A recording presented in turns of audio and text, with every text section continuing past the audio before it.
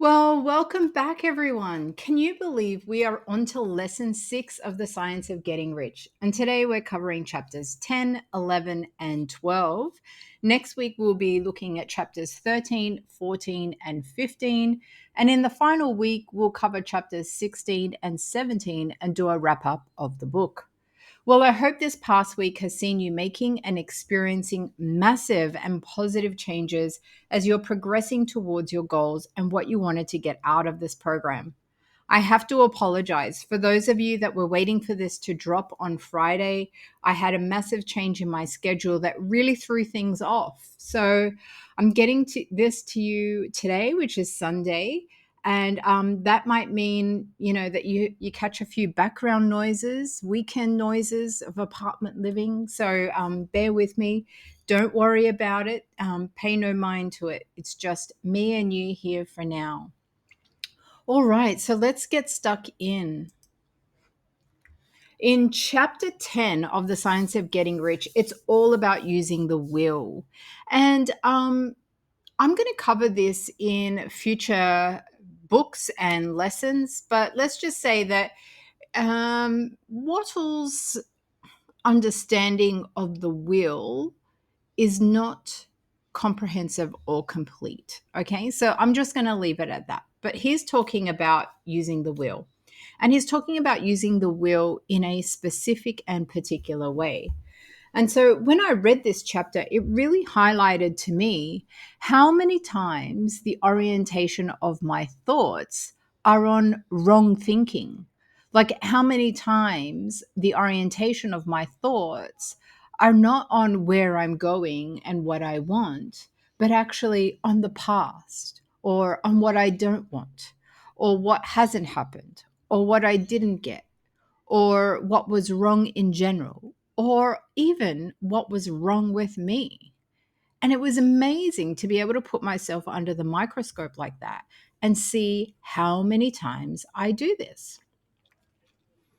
And I started to question my own motivations, throughout this book, constantly, in almost every chapter, right? Up until this point, Waddles is continuing to ask you, what do you want?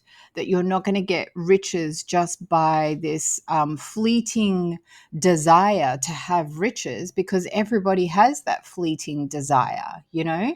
You've got to pay to play. And for me, paying to play means putting yourself under the microscope and really examining your motivations, your attitude, your behaviors, and your thinking.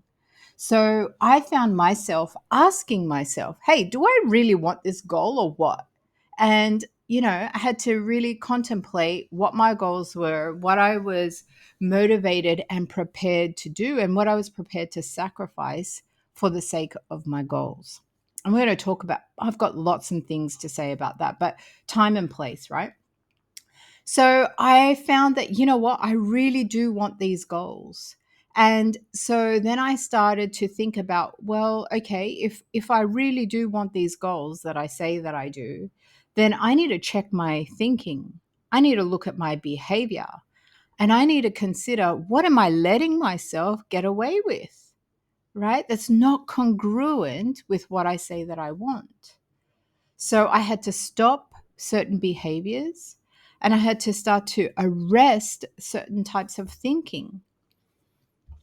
So here's what I want to share with you is back in my early days of personal development, when I first got into the whole personal development, world, I came across somebody who shared with us this gem. It was an absolute gem. And basically what they said is that whatever you resist persists, right? So if you've got this thought in your mind and you're thinking, no, I shouldn't think that, and you're resisting it, what's going to happen is that thought is going to get more fuel and is going to become louder in your mind, right? So they're saying, don't do that. That is not the way that you want to handle that situation. What you want to be able to do is you want to be able to say, next.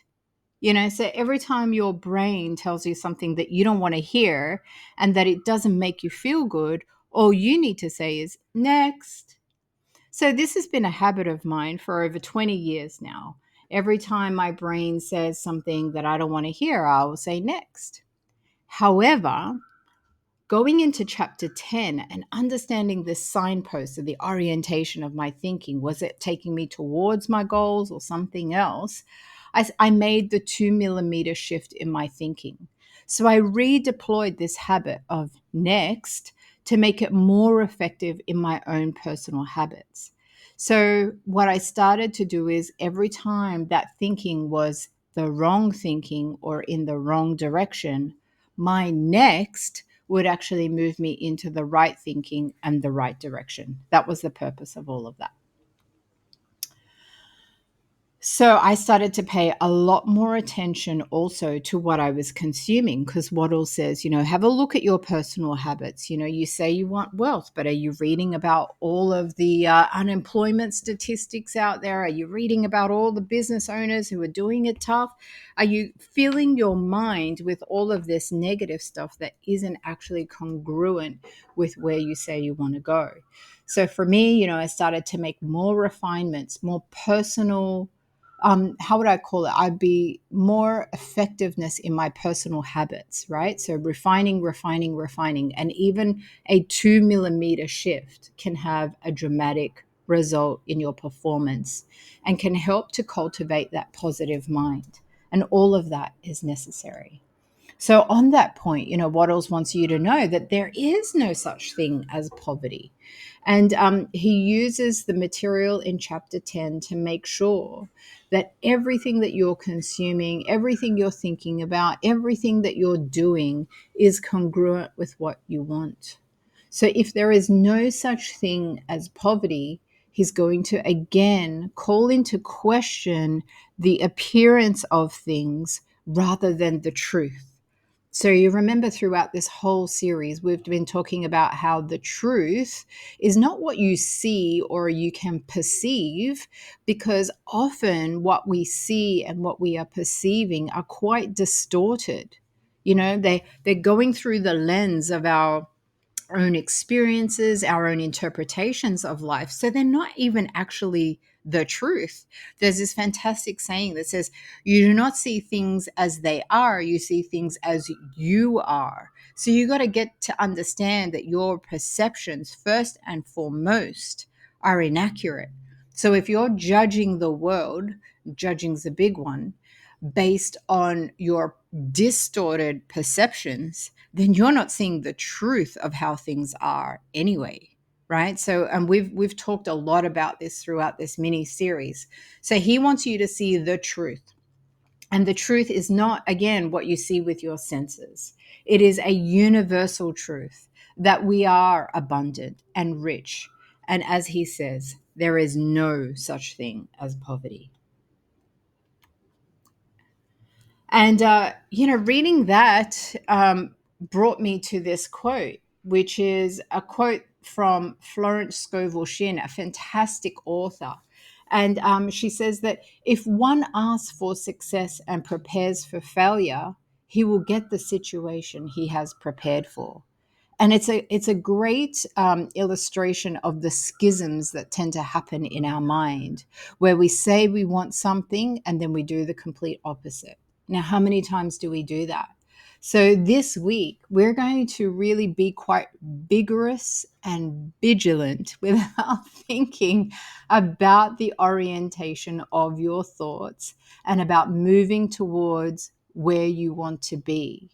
I am reading another book at the moment, and it talked about how when we have problems in our life, so let's say, this is the science of getting rich, and we set this whole mini series up on financial abundance and generating the money that you need. Okay, so let's assume that the money is the problem, and what we tend to do then is we tend to focus 90% of our time and our thinking and our effort on the problem as opposed to the solution. So when Wattles is talking about there is no such thing as poverty, it is almost like a kick up the butt to start to have a look at how would you act and how would you be in the world, even in your own personal situation, if if you really were not in the financial situation that you're in. Okay, so let's just say for argument's sake, you're in a financial situation that is quite difficult, and you're spending 90% of your time, or you're in a relationship that's quite difficult, you choose whatever's going to resonate for you, but you're spending 90% of your time focused on the problem as opposed to the solution. So if you made that switch in your mind, how does your thinking change? How do your motivations change? How does your attitude change? How do your behaviors change? Like, how does your whole outlook and demeanor change? And it's worth spending some time thinking and meditating and contemplating that particular aspect of self, and start to see what comes out or what emerges for you. I haven't shared so much today, but this last couple of weeks, that is the major shift of what's happening inside of me and in terms of my thinking. And it is having unbelievable results. And the results aren't even being manifested inside of my body or inside of my not they're happening in my ecosystem, but they're not necessarily happening to me. They're happening to people around me. And when we get to week 8 and the end of this session, I will share with you some of the experiences that have happened. It's still early days yet, but I think there's a lot of power in being able to really get a hold of your thoughts here and understand that everything that you're doing has to be congruent with what you say you want. So if we're asking for success, then everything in our preparation, in our mindset, in our actions, in everything that we're doing has to be towards that success is inevitable. He goes on to say that your job is then to retain your vision and stick to your purpose and maintain health and gratitude, and to do all that you can right now with what you have. And I think that that's a very important aspect as well. And if you haven't written that down, if you didn't happen to catch that, I think that you should have that someplace as a reminder to do all you can do right now with what you have. The very best thing that you can do for the whole world is to make the best of yourself. Now, if you needed permission, there it is in chapter 11. In chapter 11, Wattles also has you look around in your present environment and circumstances and to use everything you can, get this, to ascend to the next level. And I love that. It is permission. It is the only thing that you need to understand. That if you understood, everybody has different perceptions about what their purpose here is on the planet, right? Some people believe there is a purpose, some people believe there isn't a purpose. But just imagine for a moment that every single human being's purpose on this planet is to be the very best that they can be and to make the most of themselves. Now, doesn't that just change the paradigm for how you see who you are, what you're capable of, and what your neighbor, your parents, your children, your spouse, all of those people in your current environment are capable of?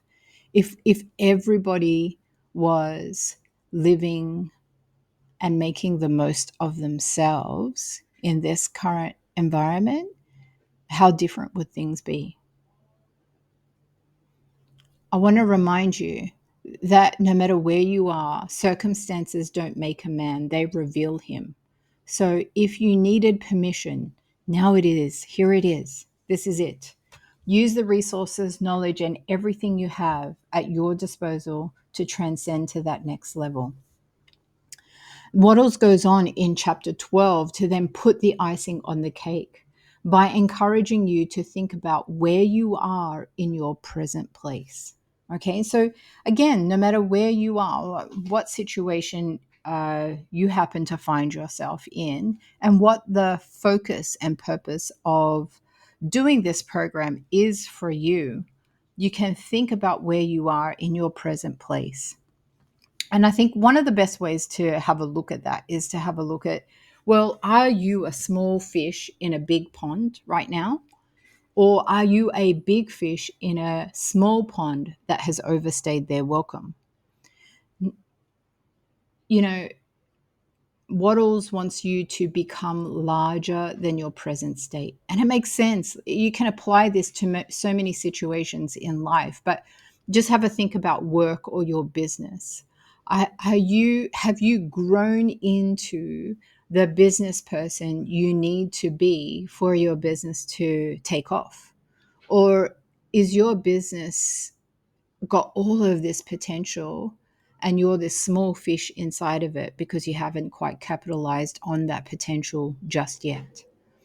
Conversely, has is your business so successful, and you're this massive fish in a small pond, but you're refusing to upgrade to go to that next level, and you're just staying longer than you really need to in a tank that is way too small for you, out of fear, out of resistance to going into the next step of the unknown, whatever it happens to be. So, Waddle says, become larger than your present state, and to recognize that when you do, you've got to move on to that next stage. And the next stage might mean that you become that little fish in a big pond all over again. And again, these are situations that you can look at in terms of your business, in terms of work. If you do a traditional sort of 9 to 5 kind of job, corporate job, it's a situation that may present itself in your relationships. You might grow beyond your partner in your relationship, and it might be time to move on. Not saying that you have to, but you want to just think about how many situations in your life have you taken up and become larger than your present state, where it is time to let go, or it is time to move on, and there is an opportunity for you to make the most of yourself.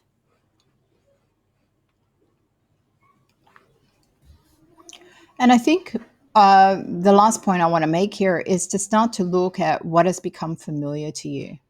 And when we think about familiarity and what's familiar and what's not, and our feelings towards what's familiar and what's not, they provide a really good red flag and also clue for where we are.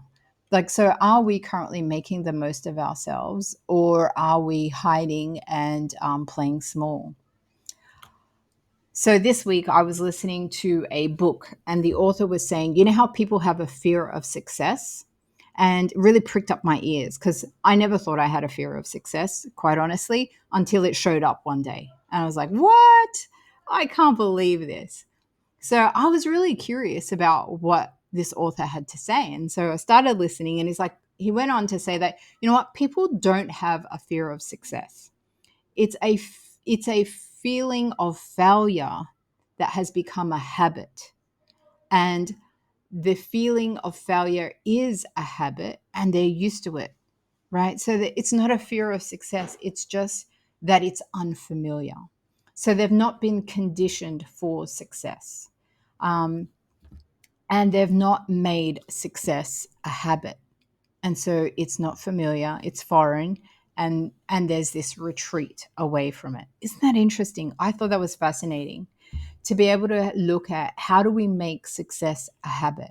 How do we make it so that success feels comfortable instead of unfamiliar? How do we make it so that every time we are successful, we're building on that next level of success? So if this resonates with you, as it did for me, here's the challenge for this week, right? So this week, we are going to go back to this signpost and start to orientate your mind towards success. Let's start to make success a habit.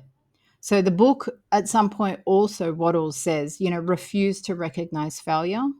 And that's where we're going to be standing, right at that pole, and where our focus and attention is going to be on success. He says successful action is cumulative in result.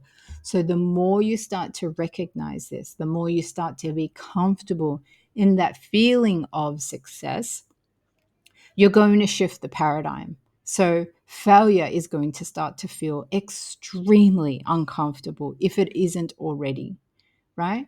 And you understand that as you begin to move towards this larger life, particularly if you've been through quite a bit of trauma, quite a significant life change where life has gotten very, very small, and you are in the process of digging yourself out of these holes, that just seem to arise through no fault of your own. It seems to be par for the course. You go through a significant change, you go through a significant trauma of some sort. It's just par for the course. So there's nothing wrong with you. You're just going through the process. And this week, we're going to start to reorientate that mind gently and with compassion and love towards success. So we're going to cultivate this feeling of what it feels like to move towards a larger life. And we're going to take, it's just going to be baby steps. But we're going to start to see every action as either a success or a failure. All right. So this is how we start with this process. Now, no matter where you're starting from, remember, no matter where you're starting from, and Wattles talks about this over and over, it doesn't matter where you're starting from.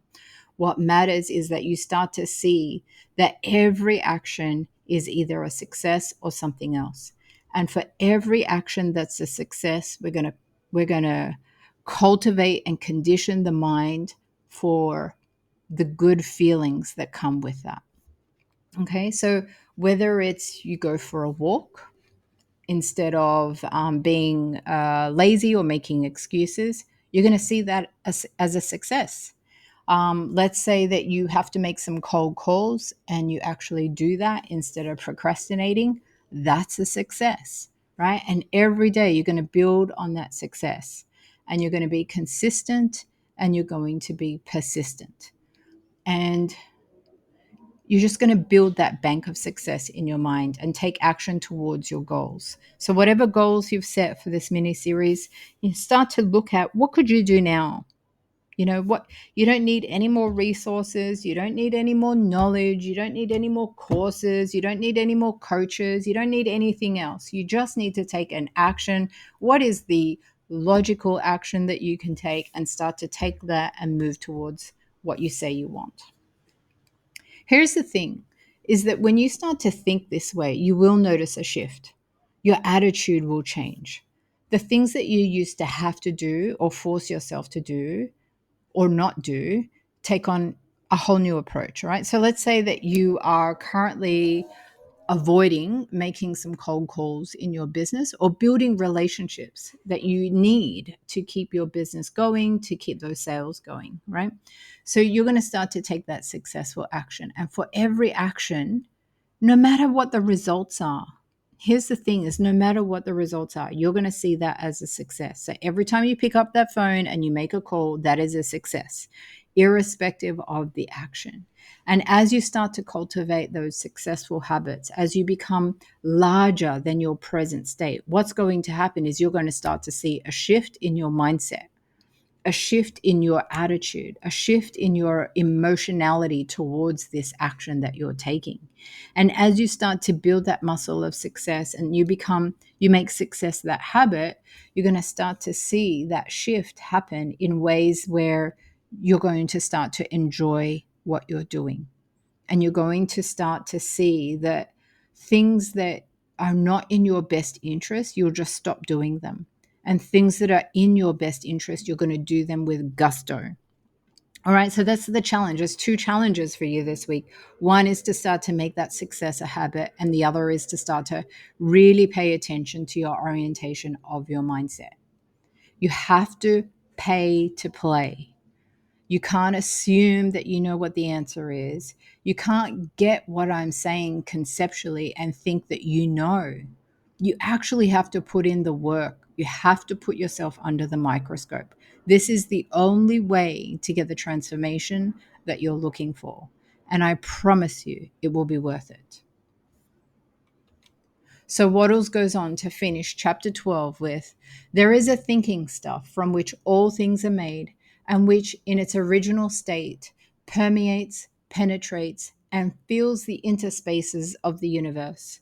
A thought in this substance produces the thing that is imagined by the thought.